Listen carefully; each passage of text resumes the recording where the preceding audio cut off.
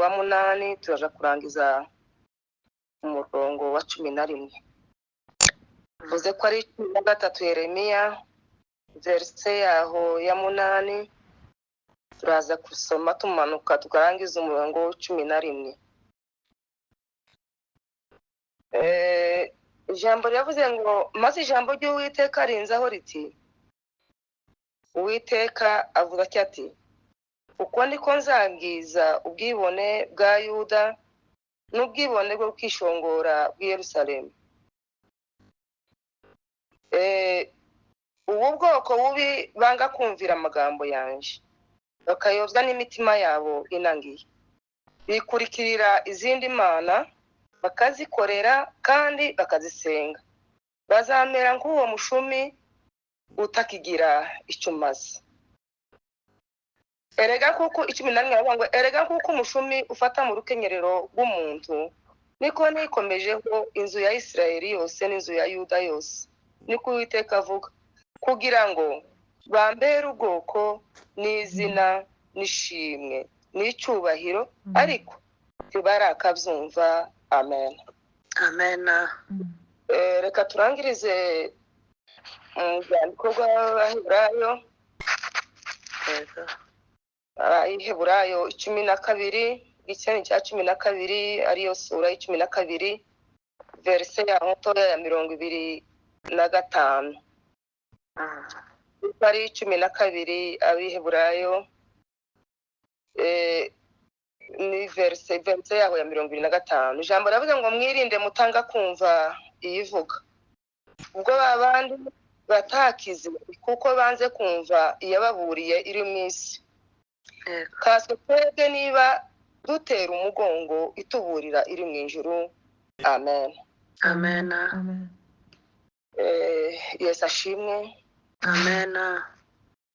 Yes, nimbaze ko tubonye igitondo cyiza tutarigera dukandagiraho na rimwe kuva tubayeho n'abavyeyi turi kumwe dutaramanye batubyaye. Yego.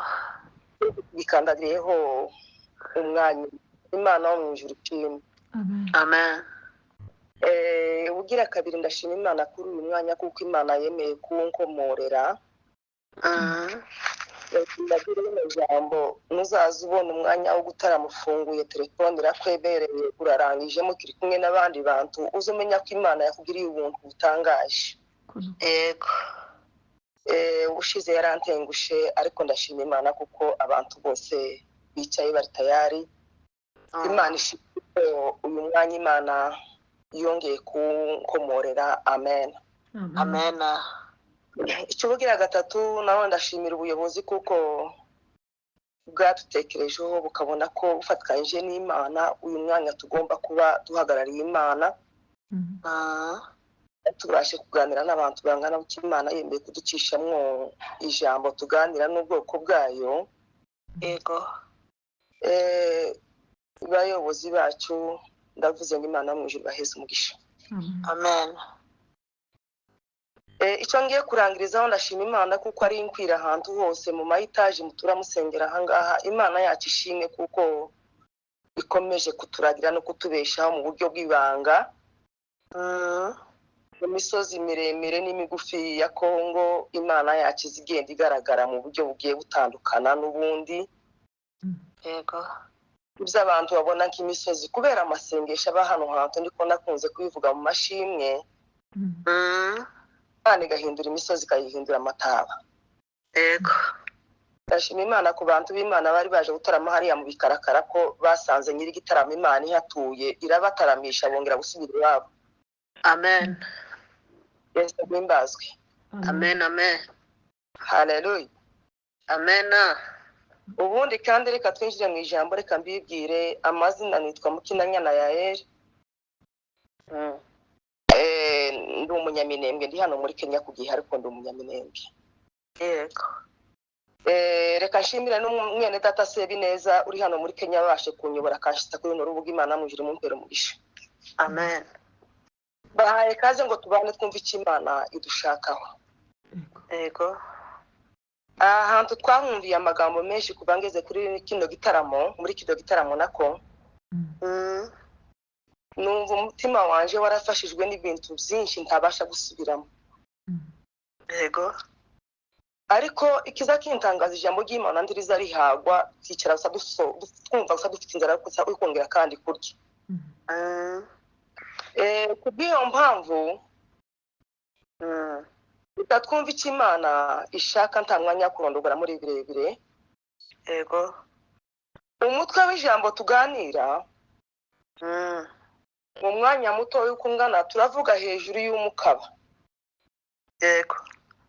Kandi turavuga hejuru y'umukaba wononekaye niko ijambo ry'Imana ryanditse hano ubugenderezi n'usoma mu bugenderezi haruguru wisura kwa 13. Kugira ngo ni umushumi wononekaye, ariko ndabivuga mu mvugo yacu umushumi ni umukaba. Turaganira hejuru y'umukaba wononekaye ukuntu utabukigire nyirawo akamaro. Ariko nanone nimba habonetse umukaba uharibitse ariko kononekara, none haba hariho n'umukaba muzima. Yego. Ufitire nyirawo akamaro kandi karemereye. Ijambo umukaba ni ijambo riremereye. Yego. Umukaba kurya umukaba tungana n'impuzu yambikwa n'umukaba ariyo pataro. Ariko umukaba ubamwe ubuhanga bukomeye n'ikigisho gikomeye, kuko umukaba wose ugira udutobore tugiye tungana n'umuntu. Yego. Niyo wasanga ntakakweneye ushobora kugatobora kandi ukikangana na kujya nyine nawe ungana. Iyo unanutse ugira ahantu ufungira. Yego. Iyo ugira ahantu ufungira. Iyo ugira ahantu ufungira, iyo uhaze ugira ahantu ufungira. Yego. Ubundi kandi umukaba ugereranywa n'ubukenyero ukuri. Nicyo gituma iyo usomye mu Efeso sura ya 6 igice c'14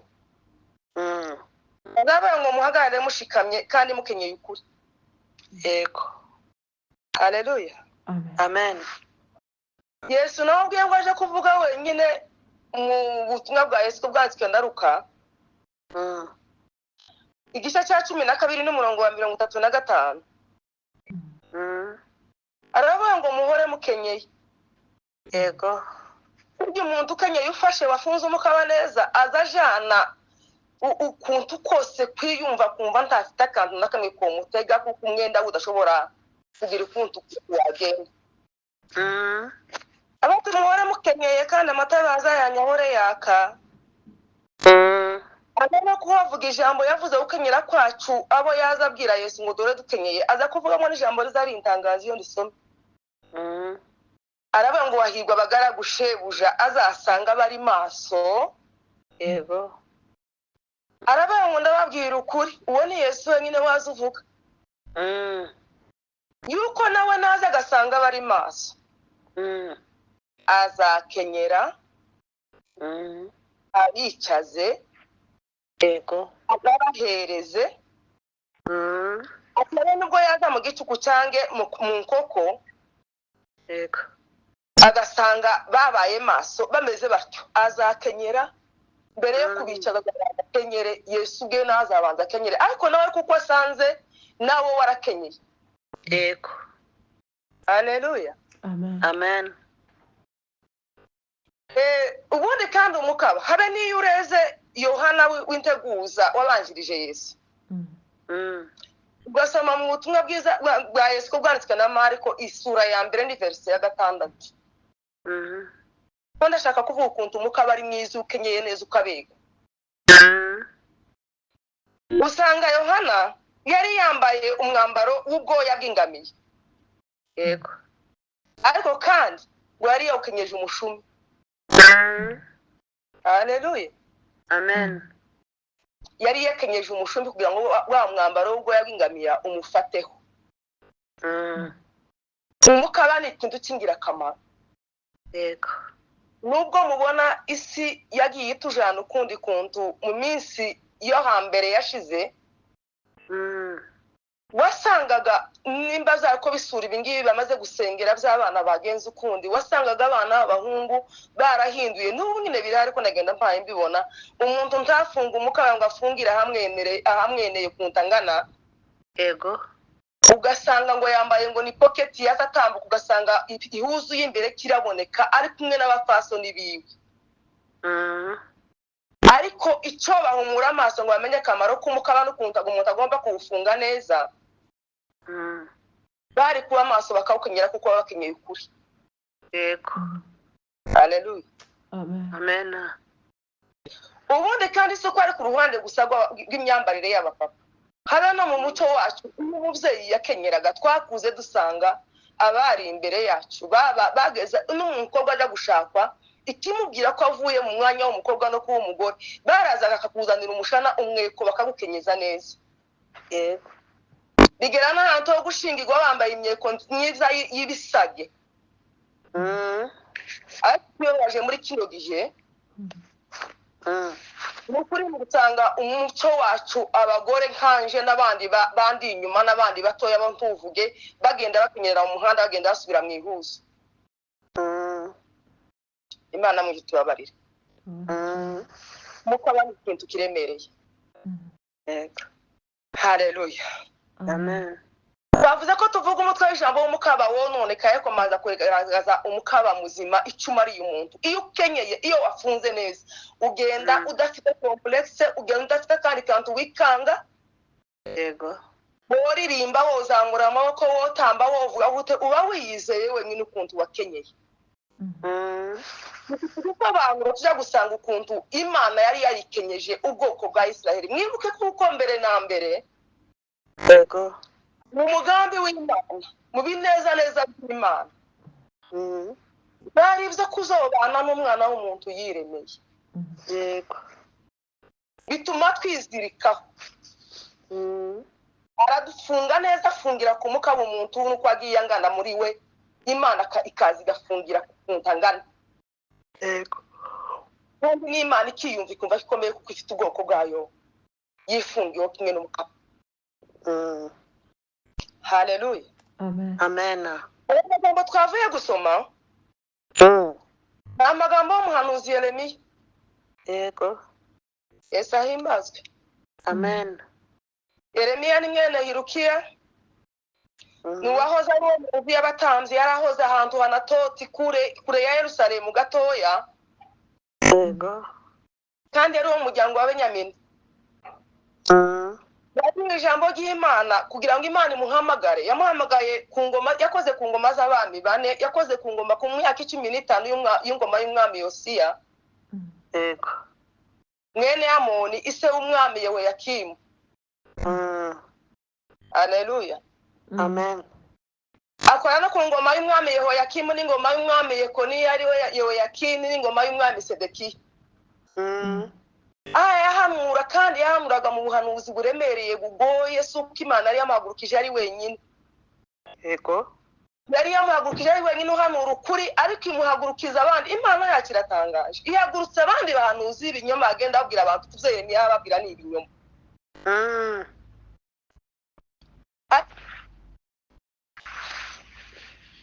Usanga Yeremiya, sinzi ko tukiri kumwe n'uhanikiriza. Turi kumwe. Usanga Yeremiya Imana yaramutoranyije kuba mbere itaramurema. Yego. Imana Yeremiya, we nakumenye ndarakurema.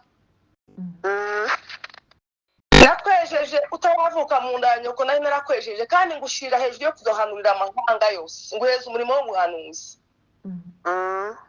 Yeremiya aje kuganira n'Imana.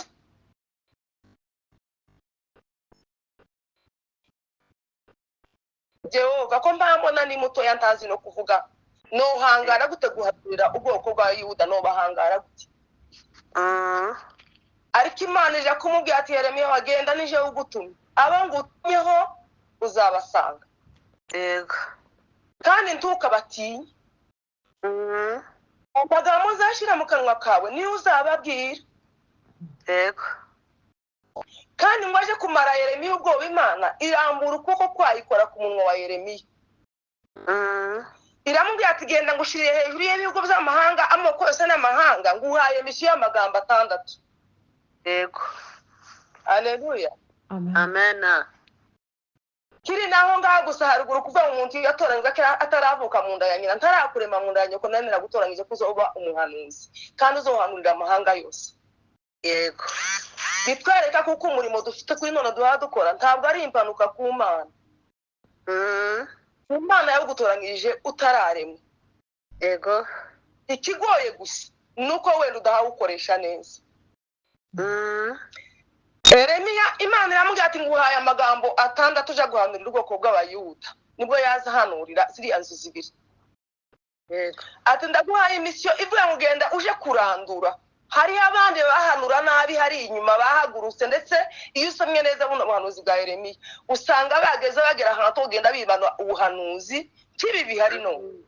Bakagenda bibana amahanuzi bakayahanurira abantu bagiye bayibana. Ariko we Yeremiya genda uje kurandura. Ijambo rya mbere ugenda uje kurandura, ijya kabiri usenye, ijya gatatu kumbe kurimbura, ijya kane wubike. Numara ijya gatanu wubake kandi ijya gatanu ugenda uyakore neza. Wowe nuyakora neza ndi kumwe nawe kugira ngo nkurokore. Reka nkubwire ko amagambo yose misiyo wahawe nimba wayikora neza. Iyo ngiyo uhaye ukorera n'uwo murimo Imana yaguhaye. Nimba udahaye genda ushakisha ibindi by'impano utahawe. Uwo murimo uhaye ukora ni uzakurokora. amen Haleluya. amen Kuko ukoze neza mu murimo Imana yaguhaye ni uzakurokora. Genda ubabwire ngo kubera ibyaha bakora batazi imirimo nabakore kuva nabakura mu maboko ya Farawo. Ibyaha bakora byose by'indashikirwa bakaba baranyimuye ndi Imana yakora imirimo itangaje. Ati ndetse mu cyose gitoshe barahasambaniye baharemeye bigigwamana. yego Barabura banshira kure barampemura ku mugaragaro rubanda rwose rureba abanyamahanga bose banyitegeye. Ati ngiye kuba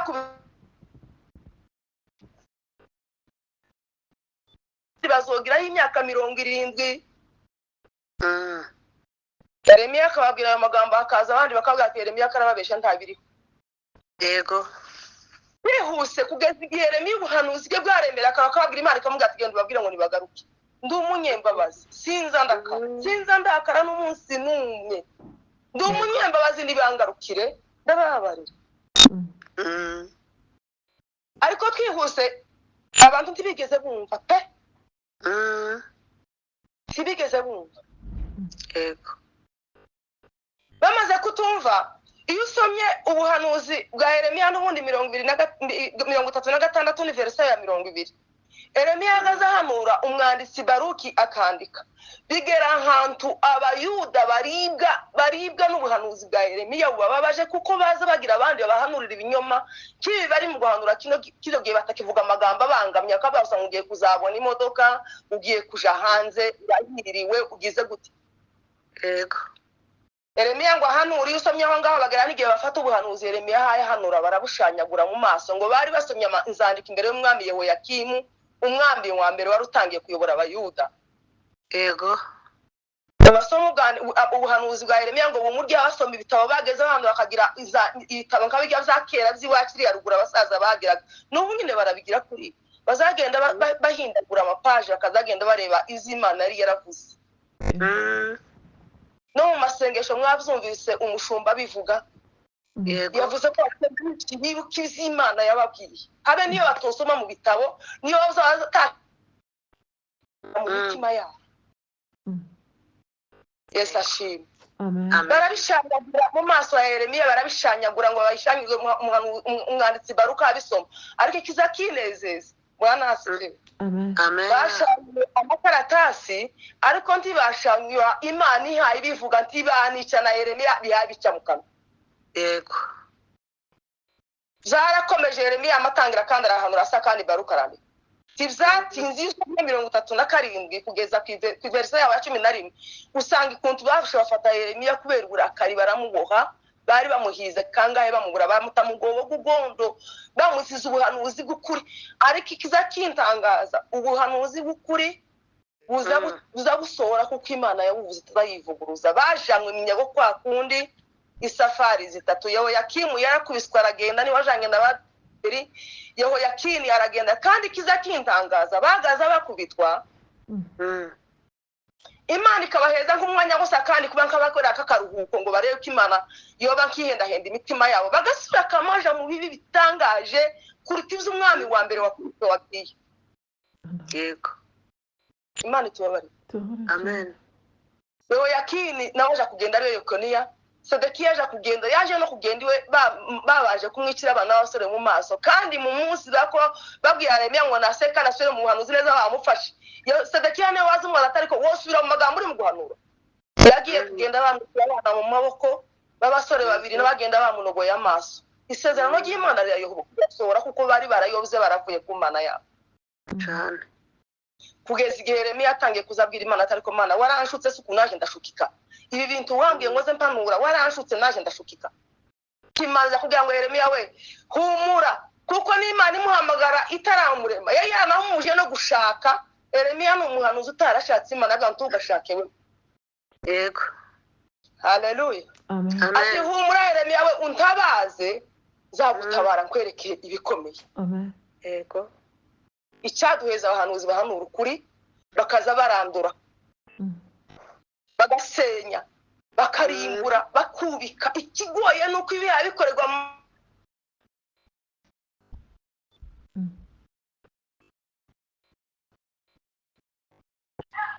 abubaka batera imbuto. Amen. Abantu bagasa n'abagenda barebera ibintu kandi ari ibyabo. Yego. Imana itubabare.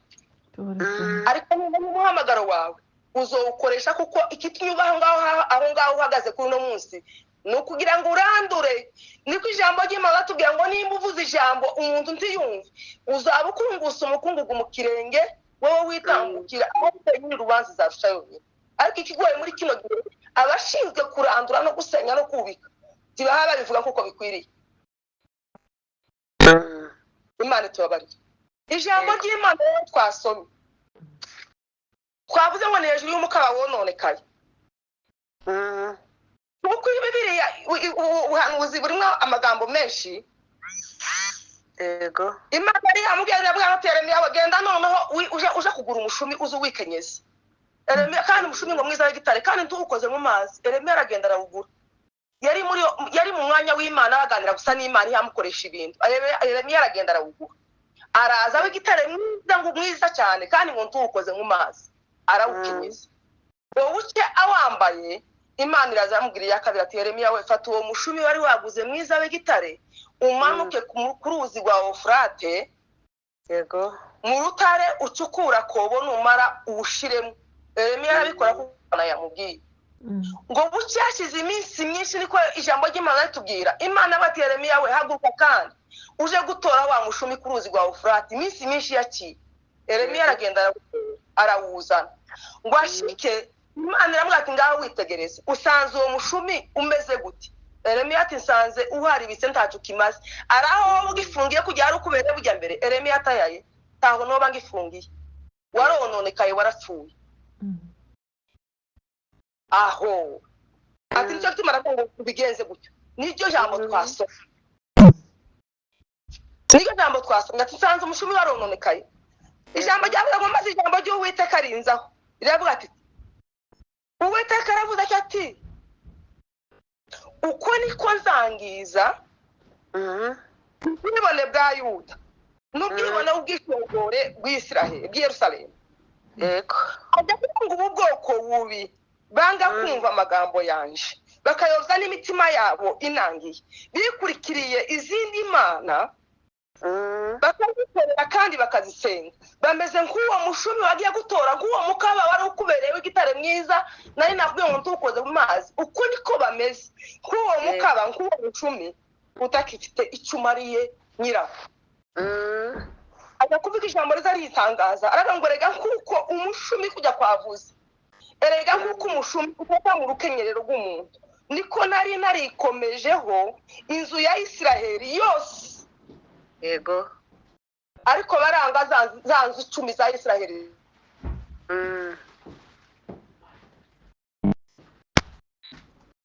batukishije mu mahanga.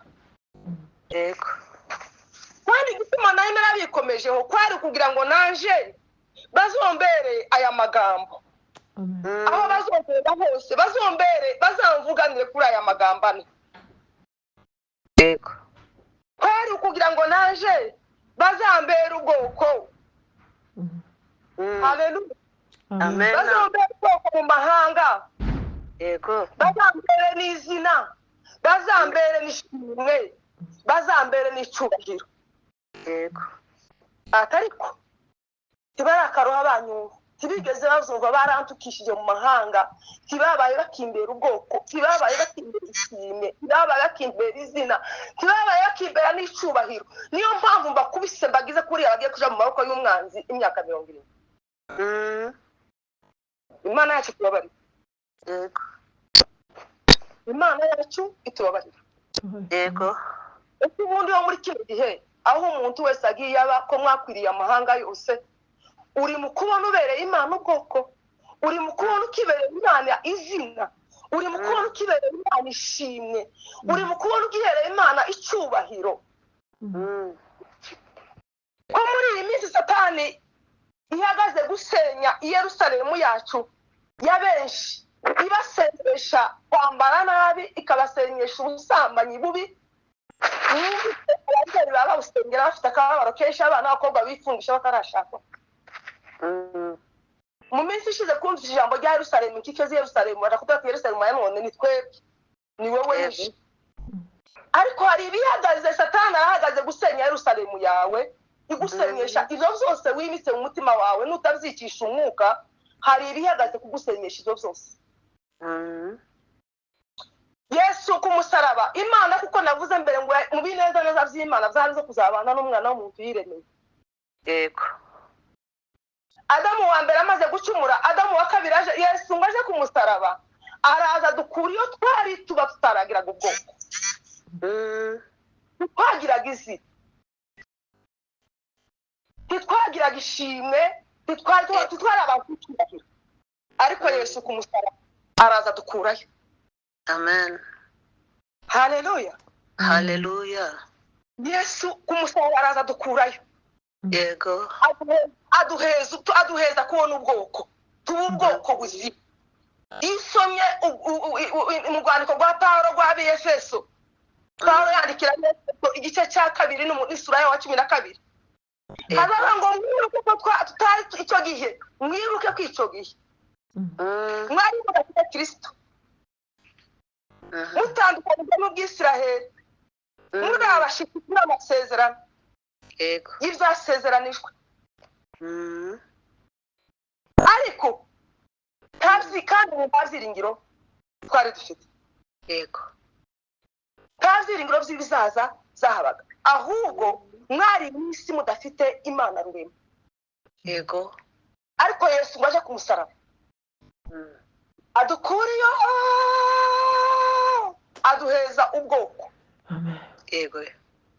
Iyo usomye n'ubundi kuri 2 mu Efeso, urwandiko rwa Pawulo kwa Efeso 2:19, usanga ngo habwa nuko timukira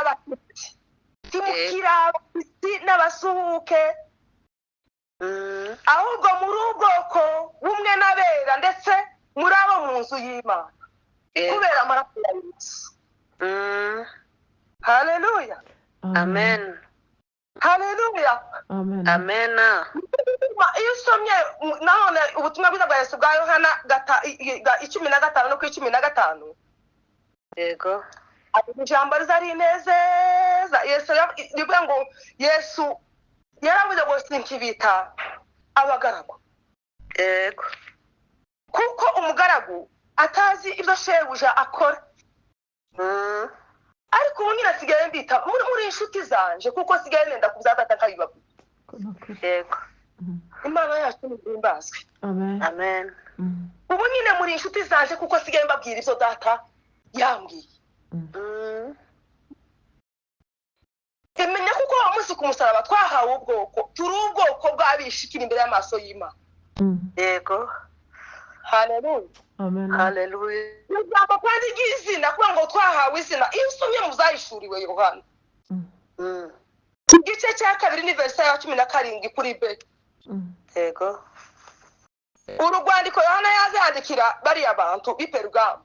Toro giperugamo. Hazavuga ngo uneshe nzamuha kujya kuri Imana yera. Yego. Nzamuha kujya kuri Imana yahishwe. Muhani yera byanditsweho izina risha bitazwi n'umuntu wese keretse uri hawe. Yego.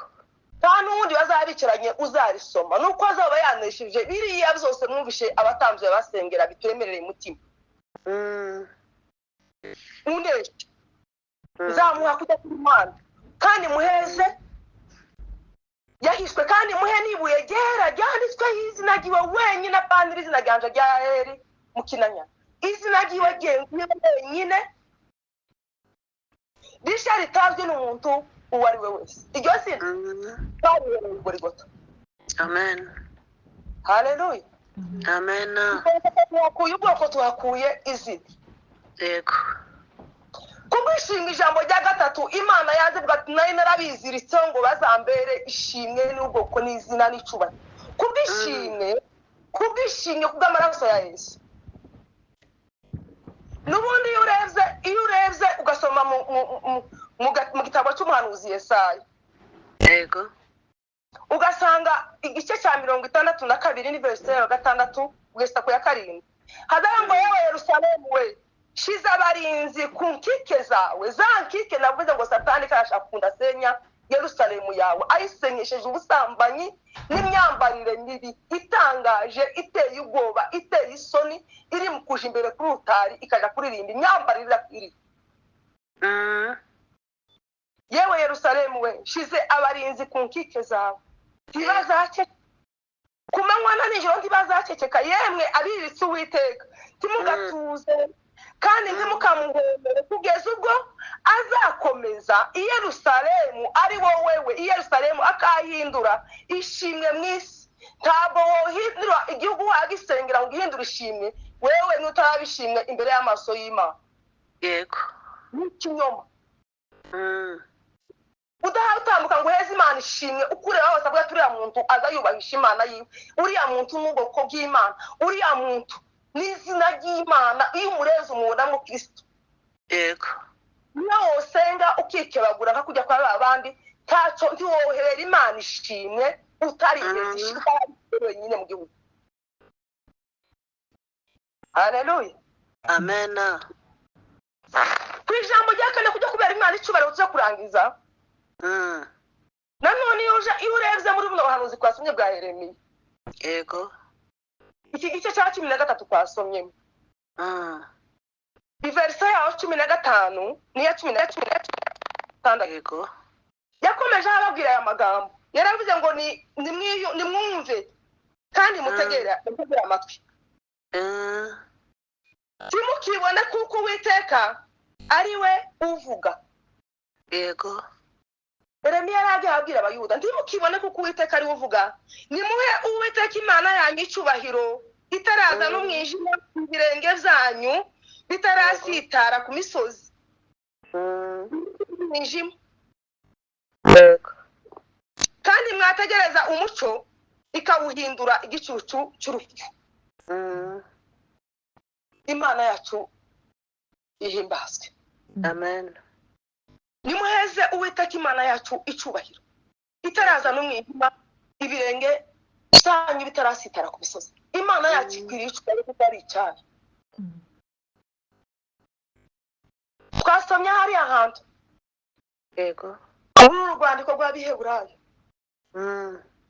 Haleluya. Amen. Havuze ngo mwirinde mutanga kumva iyo ngiyi hayivuga. Mwirinde mutanga kumva iyi Imana ihayivuga. Yego. Ubwo abandi batakize kuko banze kumva ibaburiye iri mu isi. Kanswe twebwe niba dutera umugongo iyaburira ituburira iri mu ijuru. Yego. Mwirinde mutanga kumva iyi ngiyi ihayivuga. Izantangara iyo abantu biyandavuza mu byaha kandi baramaze kumenya ukuri aho kuri. Yego.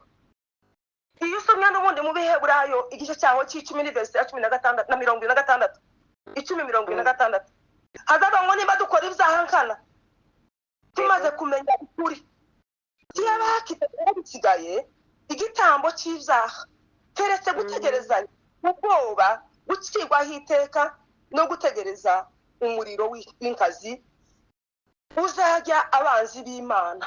Muzi ko twaba dutara amavuta tukirimo abanzi b'Imana gitegereje umuriro w'inkazi uzajya abana b'Imana kuko banze kumva iyi ngiyi ihaye ivuga. Yego. Ihaye ivuga ijoro n'igitondo itubyutsa urukerera bakanga kumva ingiyi ihaye ivuga. Abakuru bazavuga ngo tukuzarwa ngo tukuza kumva imihindagano. Ijambo ry'Imana ni kuvugirwa ahantu hose. Ese aho mwagiye kuvuga ubutumwa aha turi mu gutaramira iyo tuhavuye tugasubira aho turi iwacu mu mihana no mu mago yacu kuko ubukristo utangira mu mago yacu ndumva musabira ibintu byinshi zigwa zagenda zisenyuka mu mago yacu aho guhera ubukristo ni namwe bwose bwuzuriye ntabwo tuzona mu ijoro ko muri burakeye bubaho dutangiriye izina ryacu ry'ubukristo ni mu mago yacu. Turi mu kubera Imana ishimwe, turi mu kubera Imana ubwoko, turi mu kubera Imana icyubahiro, turi mu kubera Imana izina n'abature bagasanga turi mu kubera Imana yacu izina. Aho tumeze nka cya gihe Pawulo yandikiye abigaratiya igice cya 3 akavuga ati se yemwe bagaratiya b'abapfapfa ninde wabaro mwene twe Yesu Kristo nk'ubambwe ku musaraba muramubona abaheza ubwoko abaheza izina abaheza ishimwe atuma mugira icyubahiro mubaho mufite ubugwene bw'igihugu mungana gutya. Yego. Mwene twe Yesu Kristo nk'ubambwe ku musaraba mu maso ya ibi byonyine nibyo nshaka kubabwira. Yego. Ndetse imirimo itegeko n'amategeko niyo yarahesheje umwuka cyangwa nuko mwumvise mukizera. Uwizeye umwana w'Imana nta cyaha gikomeye kutizera. Uwizeye umwana w'Imana uriya wapfuye ku bwacu akatutungura biriya byose byari kuduhitana. Yego. Tuwoja muri biriya byose byo gusuzuguza Imana ntuyibera ubwoko aho ugiye ntuyibera izina ntuyibera ishimwe. Inzandiko zisomwa n'abantu bose. Yego. Haleluya.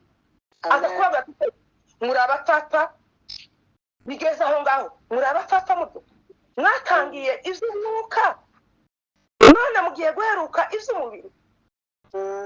N'imibabaro myinshi mwagize mwababajwe yari iy'ubusa. Uko yamata yose mwaraye yari iy'ubusa.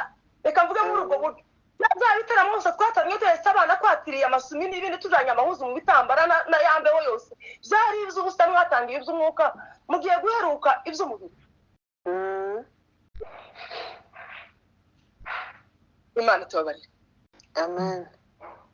Umwanya wacu ndabona ugiye kurangira. Bensa aho muri mu mahanga. Yego. N'abandi bose bakiri mu gihugu naho muri hose naho wihita naho ugenda ku kazi naho wihita naho utekereza uri mu kubona ukibereye Imana ubwoko kuko wa munsi ku musaraba Yesu yatwiziritseho agira ko agatubara gupfungiraho uramufashe mu rukenyerero akwiziritseho aho none nti wowe warabaye umukaba watobaguritse umugaba utagifitiye nyirawo akamaro. Aho none nti wowe warabaye umukaba wononekaye umushumu utakigire nyirawo akamaro wa wundi washwe mu kuboko kwa Ofurate baje kukura ngo tugifite nyirawo akamaro ntaho yofungira. Ariko aracyari n'ukunya twebwe ni umwanya w'imbabazi bari abo baragiye bajanga iminyago kuko Imana yari yabivuze yari yabwiye ati muzogenda isafari 3 muzogaruka isafari 3 kandi zose zarabaye. Ariko twebwe ntari umwanya w'intebe y'imbabazi niba utakibera ishimwe n'izina n'icubahiro n'ubwoko subira igorigota usubira igorigota aho niho ukiriye umuhanga amaso hari igorigota kugira ngo Yesu amaraso ya Yesu twanywanye igihango atwizirikaho wa munsi ku musaraba agira ahantu azamfungiraho nimba ndi ubwoko bwayo, agira ahantu azamfungira nimba naniwe, nimba nahuye n'ingorane, nimba nagize ubukene, nimba nagize kugwara, nimba nagize gupfusha, uko ungana kose Yesu kubera ko twamwanye igihango agira ahantu aza gufungira. Yego. Nimba ukimubereye ubwoko n'izina n'ishimwe n'icubahiro ujye ugenda umwubahisha mu agira ahantu aza gufungira. Kandi niba umaze gutebagara kuri Yesu subira i Golgotha. Yego. Kandi umuririmbyi yavuze ngo si Golgotha n'ubu haracyariho n'ihane, uwambambiwe mubonye noronka amahoro. Yego. Igitero cy'amakubira ngo baracyezesha amaraso i Golgotha n'ubu genda umwikubita imbere umubwire kuko wamubabaje. Amen. Haleluya. Hallelujah. Ugoye gusa ni wowe subira i Golgotha. Binyibukije amajambo Yoshuwa amaze gufata uriya mwanya Mose amaze gupfa. Azabukije ubwoko bw'Imana bukura hari Shitimu abo yarashoreye abamutse uruzi rwa Yorodani abajana hariya mu gihugu cya Kanani. Yego. Ibyo yakoraga byose Yoshuwa bagenda bakagwana baza bagataha i Gilugari. Ese uko uza wirirwa hose mu mirimo ibamwo n'ibyo wirirwamwo byose byawe ni wowe ubizi n'umutima wawe n'umutima uza utaha i Golgotha. Yego. Haleluya. Amen. Niba utaha i Golgotha mbere yo kuryama ukabanza ugashika i Golgotha uracyafite umwanya wo kubera Imana izina n'ishimwe n'icubahiro n'ubwoko. Amen. Turarangije. Yego. Haleluya. Amen. Ubundi habe n'ubwoko busanzwe abantu dutaramye abatamzi abashumba badushumza abavyeyi bacu batubajije agakiza. Birababaje kugeza Imana ubutumwa ariko twamara gushika twenyine turugwandiko rusomwa abari utosoma mu gitabo wenyine nyitware yawe n'imyifatire yawe uko wavugira Imana imyambarire yawe uko uvuga n'uko ukora wenyine uri ijambo ryose rirangije.